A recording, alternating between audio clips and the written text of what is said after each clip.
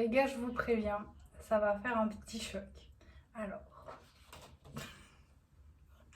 ok, j'ai les cheveux mouillés, mais je les ai coupés.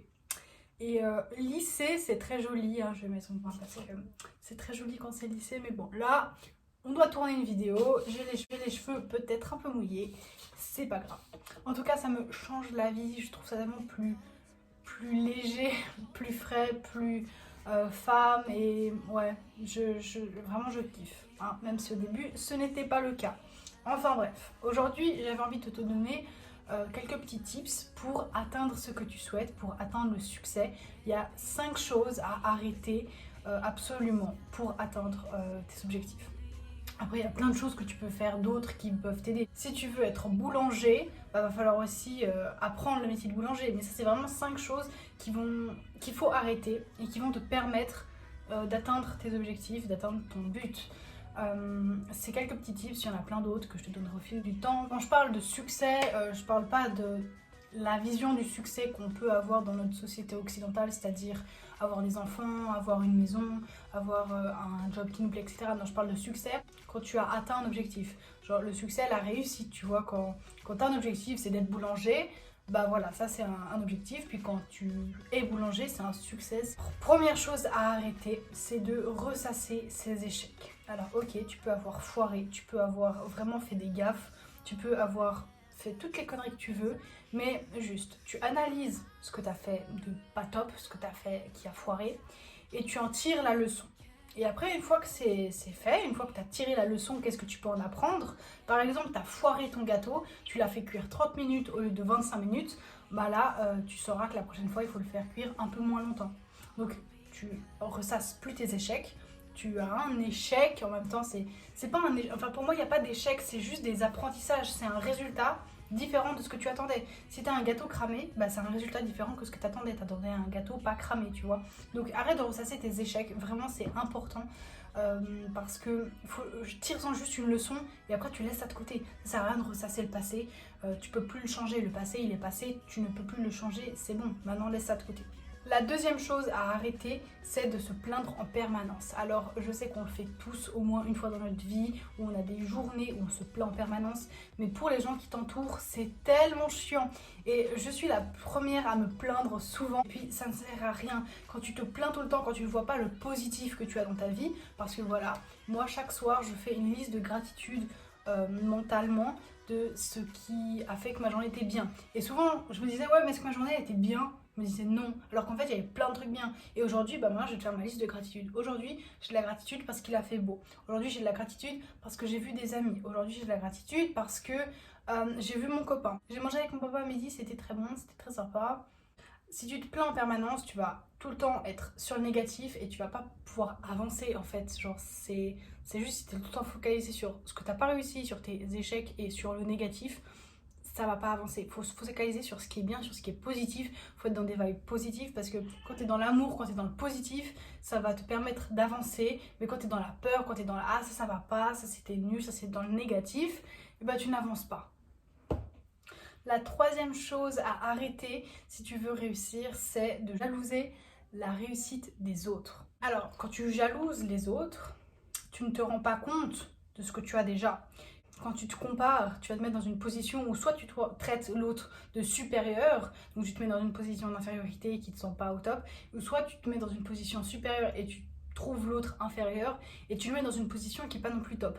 Donc quand tu jalouses quelqu'un pour sa réussite, bah, ce qui va se passer c'est que tu vas être dans la comparaison. La comparaison déjà c'est l'ennemi de la joie, ça va pas du tout t'apporter des bonnes choses. En fait quand tu es dans la comparaison, tu es pas dans ton acceptation, t'es pas dans l'amour de toi, dans l'acceptation de toi, de ton corps, de ta personnalité, de qui tu es.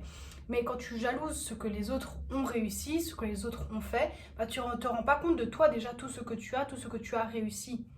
Tu vois, peut-être que tu as déjà réussi 3 années de médecine, mais tu te dis, ah ouais, il y a déjà un médecin, il en a fait 5, maintenant il a son cabinet, etc. J'aimerais trop réussir comme lui, oh mon Dieu, je suis jalouse et tout, qu'il en soit là. Bah lui, il a fait son travail en fait, il a fait ses 5 ans de médecine, il a tout fait pour ouvrir son cabinet, pour être médecin maintenant, et puis il l'a fait, c'est comme ça, il a fait les choses pour. Quand tu réussis, tu as fait les choses pour, et toi, si tu n'as pas encore atteint le but que tu veux, bah t'as pas encore fait toutes les choses. Et puis même, regarde, t'as déjà réussi 3 ans de médecine, c'est déjà très bien. Quand tu te compares tout le temps aux autres, quand tu es tout le temps dans la jalousie, tu te rends pas compte de ce que tu as déjà, tu te rends pas compte de déjà tout ce que tu as réussi. Donc jalouser la réussite des autres ou jalouser les autres de ce qu'ils ont fait, ça va pas te servir. Tu vas être dans une mauvaise énergie et tu vas être focalisé sur les autres et pas sur ton travail et sur ce que tu as déjà réussi.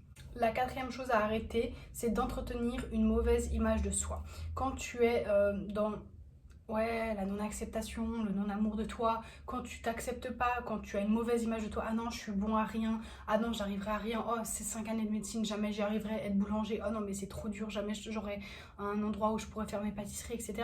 Bah, quand tu as une mauvaise image de toi, que tu crois pas en toi, que tu n'arrives pas à croire en toi et avoir une bonne image de toi, bah, tu vas pas réussir à avancer en fait. Quand tu ne te crois pas en tes compétences, tu vas pas réussir à avancer, à atteindre tes objectifs. Il faut croire en soi, même un tout petit peu, il faut croire en soi. Parce que si les autres ne croient pas en toi, qui va croire en toi? Bah toi.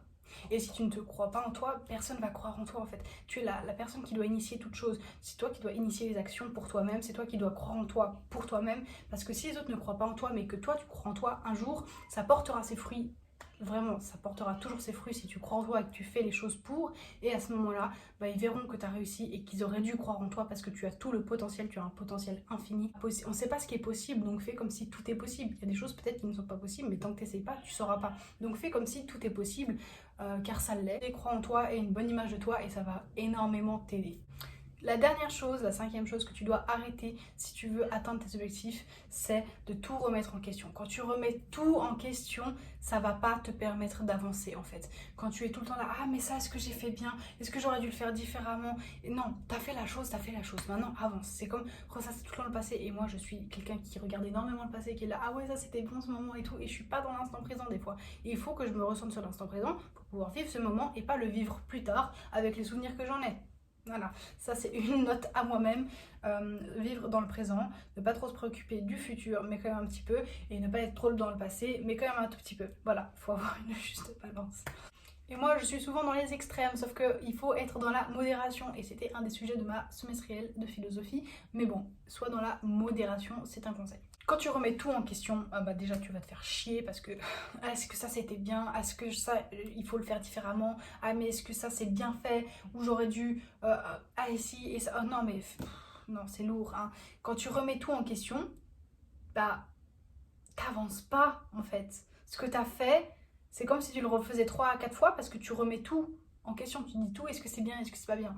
Donc vraiment, arrête de remettre tout en question parce que il faut que tu avances. Ok, si tu te foires, tu tires la leçon et puis tu continues d'avancer. Si tu es quelqu'un qui remet tout en question, arrête et tu vas voir le changement que ça fait dans ta vie. Je suis absolument pas en train de diaboliser le fait de tout remettre en question. C'est bien de se remettre en question par moment dans sa vie, dans son couple, etc., dans ses relations. Mais il faut pas tout remettre en question. Comme je l'ai dit avant, il faut avoir une modération et on remet pas tout en question. On se remet en question parfois, on remet les choses en question parfois, mais pas tout le temps parce que c'est long et au bout d'un moment, ça sert à rien en fait. T'as fait les choses parce que tu devais les faire comme ça, parce que tu étais dans une position où tu devais faire les choses comme ça, tu as agi d'une certaine manière, ok, si ça ne va pas d'agir dans cette manière, tu t'es remis en question, mais remets pas tout non plus en question. Ça, voilà, il y a un juste milieu qu'il faut trouver. Donc voilà, c'était les 5 choses à arrêter si tu veux atteindre tes objectifs, si tu veux atteindre le succès. Ça dépend de chacun sa définition. Je répète ce que j'ai dit, il faut arrêter de ressasser ses échecs, arrêter de se plaindre en permanence, arrêter d'entretenir une mauvaise image de soi, arrêter de tout remettre en question et arrêter de jalouser la réussite des autres. Voilà, c'est tout pour aujourd'hui. Si tu as des questions, n'hésite pas à me les poser dans la barre d'infos, enfin non, dans les commentaires. N'hésite pas à checker la barre d'infos, il y a toujours des informations importantes, elle est là pour ça. Si tu as aimé la vidéo, n'hésite pas à mettre un petit pouce bleu et à t'abonner. Je te fais plein de gros bisous et à très vite dans une nouvelle vidéo. Salut. Ouais, je suis au courant que les cheveux bouclés et pas lissés comme ça, enfin, c'est mieux quand c'est lisse. Mais t'inquiète, moi je suis très contente et c'est l'essentiel. Au passage, c'est mon papa qui les a coupés, il est trop fort. Je suis sûre dans une autre vie, il était coiffeur, comme ma tante. Elle aussi, elle a un coup de ciseaux.